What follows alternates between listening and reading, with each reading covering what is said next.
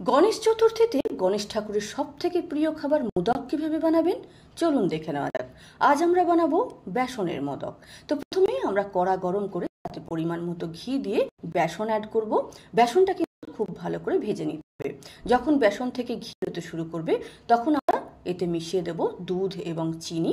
এগুলোকে খুব ভালো করে মিক্স করে আমরা মেশাবো পরিমাণ মতো নারকেল কোড়া বা নারকেলের পাউডার এবং ছোট এলাচের পাউডার।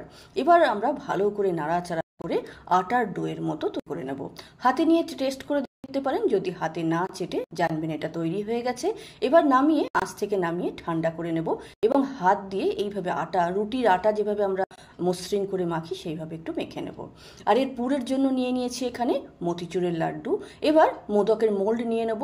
মোল্ডে একটু ঘি ব্রাশ করে নিয়ে আমরা বেসনের মিশ্রণটা প্রথমে মোল্ডের ভেতরে ভরে আঙুল দিয়ে চেপে চেপে মাঝখানে একটু জায়গা করে নেব।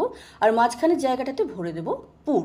আমরা এখানে পুর ভরে দিয়েছি আর নিচের দিকটা বন্ধ করার জন্য আবার আমরা বেসনের মিক্সচার একটু এখানে দিয়ে দেব।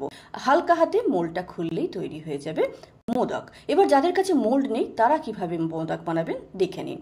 প্রথমেই ওই বেসনের মিক্সচারটা দিয়ে একটা বাটির মতো তৈরি করুন। বাটির ভেতরে পুর ভরে এইভাবে হাত দিয়ে শেপ দিয়ে নিন আর কাঁটা চামচ দিয়ে এইভাবে নকশা কাটলেই তৈরি হয়ে যাবে সুন্দর